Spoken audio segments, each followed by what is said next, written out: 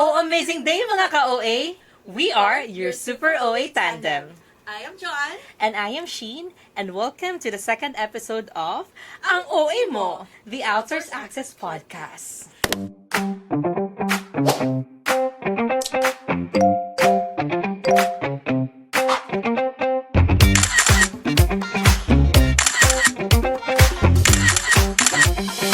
Ang OA Mo, the Outsource Access Podcast.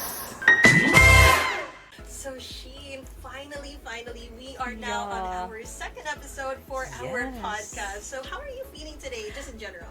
Actually, I'm feeling excited because today's episode, Joe will be having his interview for today. Yes, and I'm very excited because we are live here at our office in Cagayan de Oro City, Philippines, and our guest is, he came from a very, very far place. Wow, yeah. Right? And we're going to talk about more on the latest trends, how our clients can start their business with us here at Outsource Access. And first of all, we just wanted to thank our supporters or our viewers for our first episode. It was very well loved. Yeah. Right? We have received a lot of good reviews. And positive feedbacks and comments. Yeah, and I actually thought about I'm quite hesitant to watch the first episode myself. It's kind of cringe to see myself on screen. Yeah, me too. Right? But with the right amount of encouragement and positive feedback, so it made us more confident to dive in our second episode. So, Yes. Sheen, are you ready? Yes, I am so much ready and excited for today's episode. So, Jo, let's proceed with today's episode of Confidently Accessing Global Talents. So today we are just going to talk about how you can start your own business here with Outsource Access. We're just going to talk about the latest trends, challenges, and opportunities in the outsourcing industry. So our guest speaker will share more on his expertise on insights, breaking down what's happening in the future of our industry, and offering practical advice in general on how to navigate the evolving landscape. So how you can access global talent. So Sheen, are we ready for today? Yes, very much ready and excited. So Jo, let me introduce to you, or to our amazing viewers out there, our guest for today. So you mentioned earlier that he's coming from far away, right? So he's all the way from Atlanta, Georgia. Yes. And of course, without further ado, let us all welcome our CEO and founder of Outsource Access, Brad Stevens. All right. So good morning, Brad. Good morning, Brad. Guys. Thank you so much. Great energy to kick off this session together. Yeah. Are you excited? I am. How are you so far? Like, how's your, day when you visited here in the Philippines? Like, how's your week? No, it's been good. I mean, it's 22 hours worth of travel. Wow. A direct flight from Atlanta, then to Seoul, and then from there down to Manila. So it's a bit of a hike. I always take the midnight flight from Atlanta so that I can go to sleep immediately. So it kind of manages the jet lag when I've been here. But great experience. Flew into Manila a couple days. Got a chance to interview some new staff that we're looking to kind of bring on, and went to area Cebu, which you guys know obviously, and took a day there of interviewing and looking at a new facility we may be kind of launching into, and actually took it to pause at a beautiful resort there to kind of catch up on my sleep. And then rolled into CDO, and we had 10 hours of video shooting yesterday here at our office. And decided to kind of jump into this with you guys and do our strategic planning. As part of my trip here is reconnect with everybody, get to see everybody in person, and then do our strategic planning as we head into 2025. Oh, that's nice. And Yes. then Brad has really a busy schedule as he arrived here in the Philippines, right? Yes. Like, how's your experience like in the people and the culture here?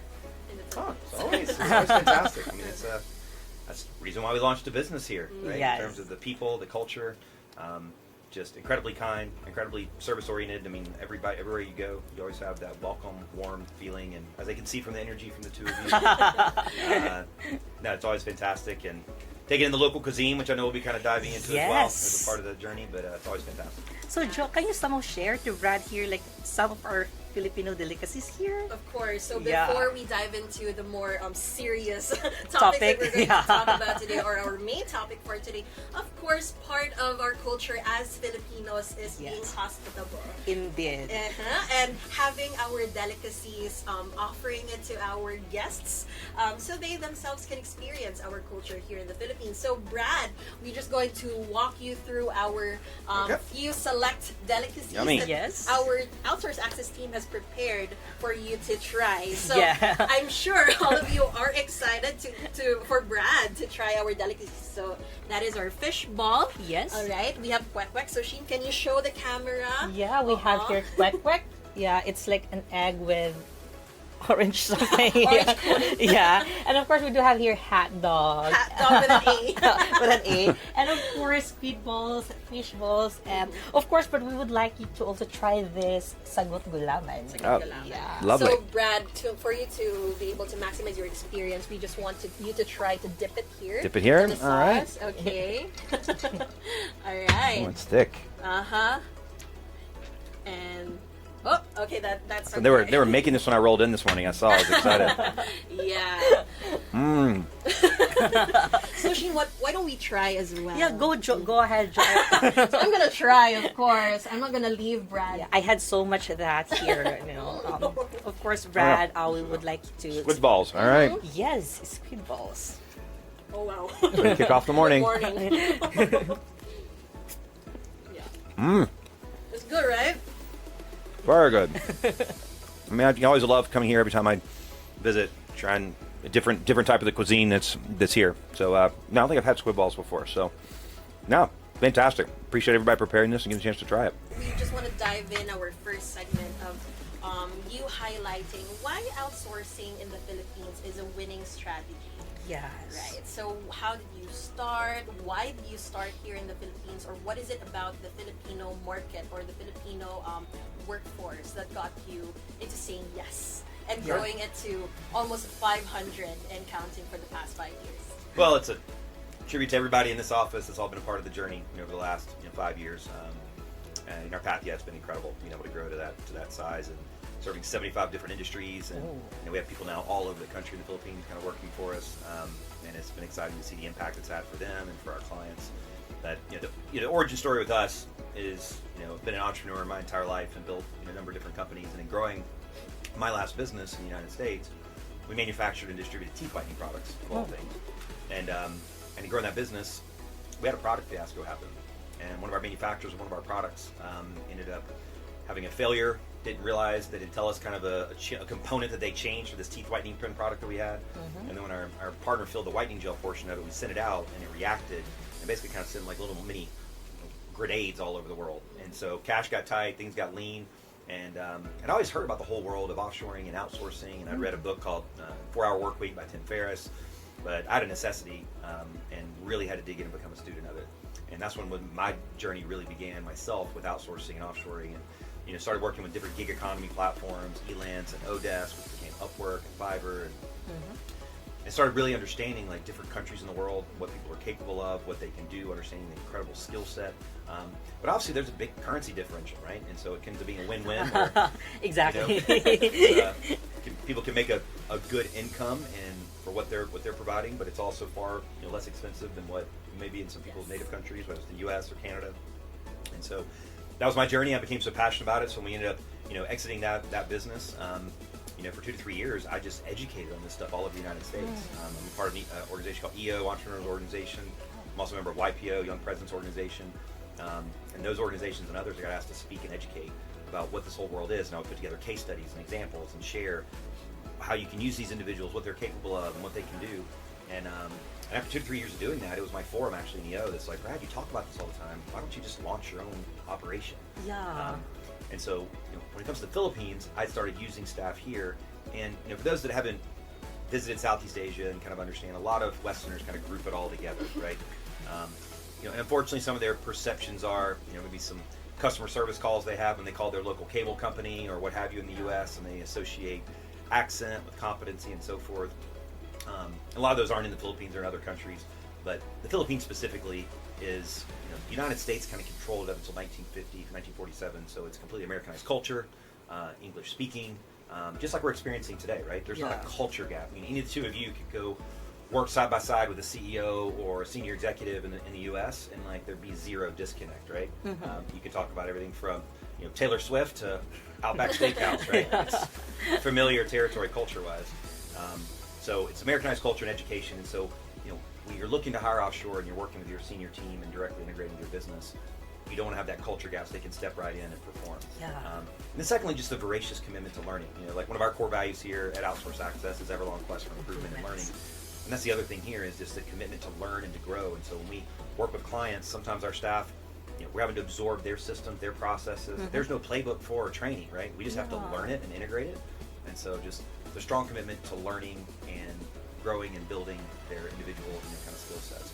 So we launched in 2019 and ended up growing and getting to 500 people in 4.5, 5 years, and an amazing journey, ever since. And we incorporated here, so we hired by full-time employees, and we'll talk a little bit more about that later. But as far as why the Philippines specifically, and there's a time zone difference, right, from where you are in the U.S. or otherwise, as we know. But I thought it'd be a bigger issue, but realizing a lot of the work that our clients are doing can be done. They're doing for our clients can be done kind of at any time. Now there are people here, as we know, that are happy to work and can work, local U.S. hours, which is kind of night shift here. But a lot of it ends up being asynchronous communication using tools like Loom and screencasting and so forth. But it's a phenomenal country, phenomenal kind of, and it's the commitment here to growth and technology and infrastructure is tremendous here to support this whole this whole industry going forward. Right. So what I really love about the culture we have here at OA, and of course headed by Brad himself, is that it's very open. Yeah. It's a very how should I say it? The culture is it's not your typical boss and employee kind of relationship, but it's more of you being able to also have that opportunity to be in the shoe of your own leader, and being able to them being able to guide you throughout your own success story. So it's really good that we get to see that our staff here at Outsource Access get to really touch base with you, just like what we're having right now. Exactly. Right? And just building bridges and eliminating all the gaps and borders, which is why we are having all of these contents for all of you. So. Or doing chicken fights in the pool, right? Yeah, I remember we can last week. sit across and have a conversation. Or on our last trip, we went to a resort and she hopped on my shoulders and be in the winning chicken fight. Yeah, can we do that for the second time around this year? Yeah, gotta go on the agenda. We're battling it out on the badminton court with Joanne over here. Who I didn't realize played 10 hours a day during COVID, so now I understand why she had kind of a benefit. So where do you get to see that, right? Yeah. Our CEO himself, really touch base and just enjoying quality time outside work, and not just touch basing with the employees, but of course engaging with them, Yes. getting to know them personally, not just the work, but we do have this personal relationship with the employees. So that is part of our overall experience Yeah. here at OA. So being great, OA being great at 5. So now, Brad, we just want to debunk some myths and realities of the outsourcing world or the outsourcing industry. So how confident are you that our workforce here in the Philippines or workforce here in the Outsource Access will really deliver to the expectations of our clients or potential clients? Well, that's why we talked about the title of it being confidently accessing global talent. And so, because people, and myself included, when I began this whole journey, it was what I call DFCs, doubts, fears, and concerns about exploring this whole world, right? People stick to what's comfortable to them, right? And the traditional way of if I need a bookkeeper and accountant, I need to go hire someone, locally in my town, or I need to hire a local, firm, or if I need, help or support. The idea of hiring someone globally, has all kinds of fear in it, right? And some of those fears is time zones, which we just talked about a second ago, right? How can I work with someone in another different time zone? Well, as we find, 90% of our clients, our staff are working, I won't say 90%, but a good chunk are hybrid hours, right? Where they can kind of work kind of any hours and using tools like Loom and Screencast. That time zone is not as big of an issue as most people think. And a lot of the work they're doing can kind of be done at any time. And it kind of allows you to work 24/7, right? So even with me and my staff here, my personal VAs that kind of support me is I'm up in the morning, and so that's their evening if we need to have a live chat, but otherwise I'm sleeping and they're getting things done. I wake up, my inbox, things are finished and completed, so it's a way you can kind of work around. So time zones, English, we already addressed that. English is the second language here, and so everybody knows English, so you don't have to have that language gap barrier. Exactly. Competency, the Philippines is graduating 800,000 four-year college degrees per year. The competency and ability, just yesterday I talked to our staff. I got I mean, Edison, I interviewed is working with our IT cybersecurity clients. I mean, he's got 2 college degrees, right? Wow. In engineering and IT. And, Tricia I interviewed is actually one of our VAs that's working for a personal injury law firm. Like, she's got a full degree in education and learned how to do all the software in a personal injury law firm, litify the software that they use. So the competency and ability here, I mean, almost all of our staff have 4-year college degrees, so you don't have to worry about that. So language barrier, competency, time zones. The other fear is just like, how is this going to work? What can they actually do in my business? Is the skill set there, and how are they going to get trained? How am I going to hire these people? And that's, I think, is a big secret sauce of what we've done at Outsource Access is, choosing to actually incorporate in the Philippines. So we incorporated here. We're hiring people as contractors or freelancers. Like, people come to work for us, to work for our clients. We hire them as full-time employees. We pay their health insurance. We pay their benefits. Yes. We do IQ testing, emotional intelligence testing. We try to hire the top 1%. We go through a couple thousand applicants per month in our process, so that we can provide a sustainable, reliable experience of people that are wanting to pursue this as a career path and grow and learn, kind of with our clients. And so it's taking the hands off so they don't feel like it's burdensome. Like, how do I hire someone? Well, there's some companies that are just job boards or what have you. You got to do all the work. We try to make sure that we're hand-holding through the whole process. From the start. They get a dedicated account manager, providing strategic advisory through the whole process. Once they make that selection with the staff, then we have a super intensive 90-day integration process to really help get their hands on the wheel with our staff, so that they're successful with it in the organization. So what I really love about our core values is that ever-long quest for improvement and being relationship-driven goes hand in hand with our client and VA relationship. Sure. Right? Agreed. Because here at Outsource Access, that's why our VAs, right, are highly skilled and highly trained. Virtual and assistants. even if you hire them or we hire them, of course, learning never stops, right? Yeah. It's a two-way process with both the client and the VA, and of course our skilled learning and development team that we have right here, right? Yeah. We always have upskilling courses or short learning courses that they can take to make up for those skills. Yeah, Right? I'm glad you mentioned that. And that's something I should have referenced as far as one of those doubts and fears. And it's part of, we actually have a C-suite role, which most companies don't do, that is a director of training and learning, because it is so important to us. We have a direct C-suite role that's direct chief of learning and development, so that we can make sure, when we talk to a client, there's things we're absorbing. There's either their processes that we have to help create curriculum and learn and absorb. And so we did create training and curriculum around it. And so, for example, like a lot of franchise brands we're working with now. National franchises, like, we've created dedicated teams here for brands like, Wow One Day Painting, 1-800-GOT-JUNK, so that we're learning their systems, their processes, their playbooks, creating a whole curriculum so that we can pre-train people on their systems and processes. And for any other client that's outside of that, right, that not be a franchise, we learn their systems, create training and curriculum, and then whether it's they need to know QuickBooks, whether they need to know Canva for graphic design, whether they need to know LinkedIn, whether they need to know Lean Six Sigma processing, whether they need to do Google Sheets, right? We try to hire people that have some of those skills, but if they don't, we have an incredible boot camp that gets them up to speed and performing very rapidly. Boot camp and training, and aside from the trainings that we have provided for our VAs, we also have this support system.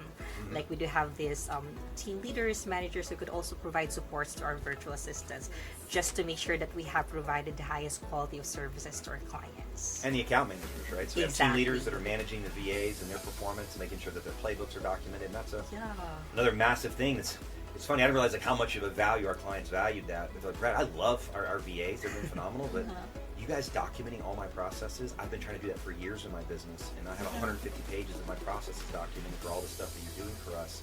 We're finally got that all on paper. And so it's been a huge value. And then our account managers provide strategic advisory. So we organize our staff by account managers by industry. So we have account managers that are only in IT cybersecurity, so that they work with clients, they know your business, they know your language, they know your lingo. We have account managers just in the legal space, account managers just in commercial real estate. So we have depth and competency in your industry, so that we can speak your language when we kind of work with you, and provide strategic advisory looking forward of how we can work with you, how you can maximize your VA. Very different than a lot of companies. They're like, hey, here's your low-cost labor, good luck, right? That's why we call ourselves a growth partner, not just an outsourcing company. Yes, so, exactly. Brad, we've already talked about the journey as to why you started, or why the Philippines, and our the way we do it here at OA. Yeah. So, of course, our viewers or our audience want to know, right? What is the future of outsourcing for U.S. businesses? What is your 5 to 10 year target, right? With OA being a growing company for the past 5 years, right? So Sure. No, it's I just living and breathing in the whole entrepreneurial and business space through being an EO, Entrepreneurs Organization, and in YPO now as well. I mean, I'm constantly around the heartbeat of the small to medium business community in the United States and beyond. I mean, we've got relationships throughout Canada, Australia, New Zealand, UK, where we also have clients. And so constantly hearing and feeling the pulse. And part of the Inc. 5000, which we're proud, we second time ranking on the Inc. 5000. Our first year we were in the top 7%. We ranked right number 326 out of 5,000, which was exciting. Wow. But again, another community of hearing and seeing the pulse. And so the movement is happening. Small to medium businesses, for years, most small to medium businesses didn't know what outsourcing or virtual assistants. They think it's just for big companies doing call centers in India. That's literally what I hear people. When I say outsourcing, what do you think? 80% of the time, call centers in India. Right? Yeah, I would agree to that one. Like, and that's the perception, right? And that's kind of like this boulder sometimes with some of our clients. You have to push uphill of like, no, that's not what this world is. That's why we do content like this, right? To take people into the Philippines. That's why you go to our website at outsourceaccess.com. You see tons of videos touring our office, interviews I do with our staff to kind of bring them in to beat down those perceptions of kind of what it is. So now in the U.S. market, small to medium businesses are really seeing this is for them, right? That I don't care if it's a $500,000 muffler shop in St. Louis that can hire a VA from our company to do their bookkeeping and social media, to a concrete manufacturer in Nebraska, to a financial services company in California, to a recruiting agency in Louisiana, to a construction business in Texas. And those are literally all the types of clients that we have, and we're doing all kinds of stuff for all of them, right? Yeah. Marketing, sales, operations, customer service, and so forth. So the future is that the movement is moving. Most small to medium business is that work is becoming much more fluid, and it's going and drifting all over the world, right? And COVID was an accelerator for that, where people got more comfortable of working virtual and so forth, but giving them better experiences, right? Because in the past, there wasn't companies like ourselves that really tried to make this a sustainable, reliable experience for businesses. Now they're starting to get more confidence in it. And it's all moving in that direction, right? Philippines, South America, Latin America, which is actually part of our 2025 plan. I've been to Guatemala twice, so we're actually looking at launching a Latin America, South America division as well. And potentially Kenya as well. Kenya is a big growing market also for outsourcing. So as we're looking to build our footprint kind of globally, but it's where everything is going, right? This isn't a short-term tip or trick, right?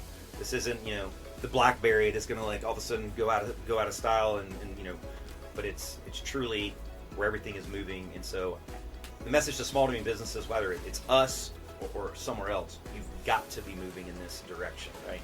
There's this great cartoon I always show when I'm speaking, and it's a bunch of like people sitting around a boardroom in a conference room, and they're like, well, what if we do nothing at all and something just magically happens? Yeah. And that's the mindset of businesses are going to go out, right? So if you're a small to medium business and you're seeing competitors around you, like they're growing by leaps and bounds, and you have no idea why, it's probably because they're leveraging this world. They're able to incrementally add staff at an affordable rate that they wouldn't be able to do otherwise. I mean, with us, we're full-time staff. We're talking about $2,000, $2,500 a month, kind of depending approximately. A good buddy of mine has a commercial HVAC business, right? They do refrigeration repair for large, like Walmart, Publix, Whole Foods, and so forth. And he's growing rapidly beyond all his peers. They have no idea how he's growing so fast. Well, it's because I taught him how to do this, and he has 15 people in the Philippines, and now he's able to launch in multiple markets without having to add a ton of additional overhead, and he's just running circles around his competition, right? So that's the future where we're seeing small to medium businesses are going to embrace this in different ways, and it's just going to be the standard kind of moving forward. You will have your U.S. local W-2 employees, whatever country, but then you'll supplement and augment that with offshore talent. So actually, when starting with Outsource Access, it's a question of if not now, when, right? Right. So maybe a message to all our potential clients or viewers for today. So if not now, when, right? Yeah. So this calls to us leading our audience to what can they do? What can how can they start, Brad? So I want you all to invite our audience. What are the steps that they need to take to start their own scaling Sure. right now with OA? Now, I mean, it's we have a very abundance mentality here, and I've helped 4 colleagues launch their own operations in the Philippines, actually competitors of ours, right? Have very much abundance mentality. But we are a good fit, I think, for a lot of businesses. And so, Agree. So the next step with us, I mean, people go to outsourceaccess.com and you can just see an abundance of videos and content. We have everything organized by industry. You click industry, drop down and see your industry. We're trying to build out pages for every single one. We're in 75 of them, so we don't have them all kind of built out. But it'll give you a sense. You can see documented playbooks of all the types of things we're doing, exactly what can they do. They can download and see all those playbooks in detail. We've got webinars and they can kind of sign up there. But they want you, on our website, you can click to just book a call and do a discovery call with one of our team members. And just, we'll try to unpack where you are in your business. What are your challenges? What are your constraints? And I tell you, a little 2-question exercise that we do is a great way to begin this journey too. If you're listening to this, and we've done this with startups to $100 million businesses. We just did this with a 64 location pharmacy, $250 million business we're working with, down to super startups, which is take these 2 simple questions and for yourself and your staff, send it to them and say, hey, we're going to meet in a week and I want you to brain dump on these, right? Is what are you doing that you don't think is the best use of your time, and how many hours per month are you spending on it, right? Yeah. And give your staff the psychological safety to actually answer that. So it's okay to tell me things you don't think is a good use of your time, right? And how many hours per month you're spending on it. It's important that they really think about it, because it's amazing, having done this a ton, how the hours will add up. And the second critical question is, what do you think that we should be doing that we're not doing in our business due to time, money, or knowledge constraints, right? Yeah. So it's asking you as the owner, like, if you could be a consultant to yourself, what are things you should be doing that you're not getting to, typically because, well, we don't have the money to hire the extra people, or we don't have the resources. Yeah. And then send the same question to your staff and say, from your perspective in the business, whether it's in your own department or things you ought to think we do as a company, what are we not doing, typically because we haven't had the time or the money or the resources? Pretend that that's not an issue, and brain dump. And I tell you guys, I've seen this over and over again. We'll send this 2-question exercise, they'll send it, and they're like, okay, it sounds pretty simple. I know, the simplest things work best. And they'll send it, and they'll come back, and their staff will have like 72 items on it. And the CEO or the owners, every time, they're like, Jane, you've been with me for 10 years. Why didn't you tell me all this stuff? I'm like, well, Brad, you never really asked me. And it creates an incredible runway to unpack. Even if you never outsourced a thing, it creates a way to unpack the constraint points and challenges that you're dealing with in your business. And it makes your staff feel heard about what they feel some of the challenges are, right? And it creates an incredible runway. So like with a client, we did that recently. They unpacked all that stuff, dumped it out, sent it to our team. Our team went on, had a strategy call, and from that, we created, I think, 4 roles for them that are going to have multi-million-dollar impact on their business, right? And they're spending $25,000, $26,000 a year per staff, right? So that's the next step. I'm going to encourage you to kind of do that, and you can reach and do a call with us. We'll send you a template for that process. But book a call with us. Love to chat with you, see if we can be of help and support. But that's a great 2-question exercise to begin the journey. Nice. Yes, so thank you so much, Brad, for the very informative, how should I say, like leading to how tips and tricks, yes, and myths and realities that you have debunked for us, for our audience to feel or to be more open, right, as to why we are doing this. So now that we've covered more on our client-facing approach in this topic, so next episode, Sheen. So what can we expect in our next episode? So for the next episode, we will be talking more about the talent facing. So are you guys excited? So we'll have to wait, because that's what we'll be talking about in the next episode. So for now, we hope you learned something about outsourcing and our company as well. So Brad, actually we started this on our first episode, and we are looking into having it as a branding for our podcast, making sure that this would be our tradition as we go on. So we want you to answer an important question. All right. So when we say, Brad, are you ready? So you say andam na. Andam na. Andam na. Andam na. Actually, like it's like I'm ready. I'm ready. So andam na. Yeah. And it's actually like a local dialect here in Cagayan there. When you say, when I am ready, I say, andam na. Yes. And when we say, OA ka ba? You say, OA ako. OA ako. OA ako. All right. So Brad, are you ready? Andam na. And Brad, OA ka ba? OA ako. Wow. All right. That's so cute, Joe. OA ako. Thank you so much Brad, for sharing your insights. And I really hope this message would come across our viewers all over the world. Yeah, our only in the potential Philippines, clients. Right? And we are so excited to see you on our next episode here at Ang OA Mo, the Outsource Access Podcast.